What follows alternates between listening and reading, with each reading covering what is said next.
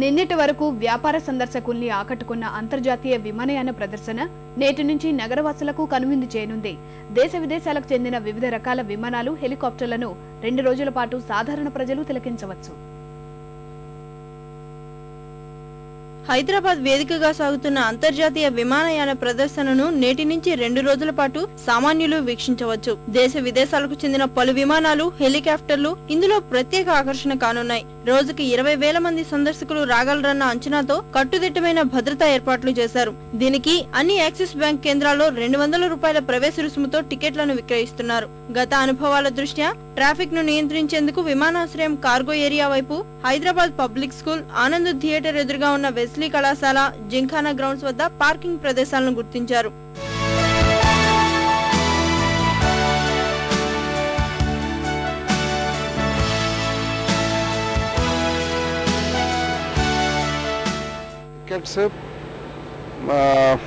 Car park passes ఉన్న వాళ్ళు మాత్రమే ఎయిర్పోర్ట్ వరకు రావాలి. ఒకవేళ ఎవరైనా లాస్ట్ మినిట్లో కొనుక్కోవాలనుకుంటే సర్ప్లస్ టికెట్స్ ఉంటే పార్కింగ్ లాట్స్లో వాటిని అమ్మడం జరుగుతుంది. అక్కడ టికెట్స్ కొనుక్కొని రావాలి. ఇక్కడ వచ్చి కొనుక్కోవడం అంటూ ఉండదు. పార్కింగ్ లాట్స్లో కొనుక్కొని బళ్ళు అక్కడ పార్క్ చేసి నడుచుకుంటూ అక్కడి నుంచి రావాలి. లేకపోతే షటిల్ సర్వీసెస్ రన్ చేస్తున్నారు, వాటిని వాడుకోవాలి.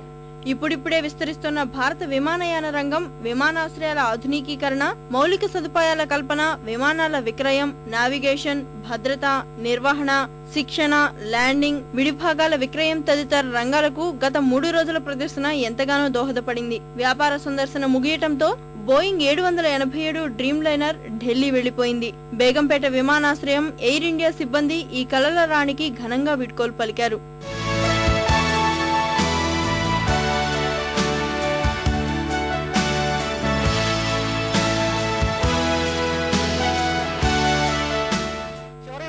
విమానయాన ప్రదర్శన తిలకించాలనుకునే వారికి కొంత నిరాశే. బుల్లి ఎయిర్ బస్ తో పాటు మరికొన్ని విమానాలు ఇప్పటికే తరలి వెళ్లిపోయాయి. కెమెరామెన్ రాంబాబుతో విఎస్ఎన్ కృష్ణ, ఈటీవీ న్యూస్, హైదరాబాద్.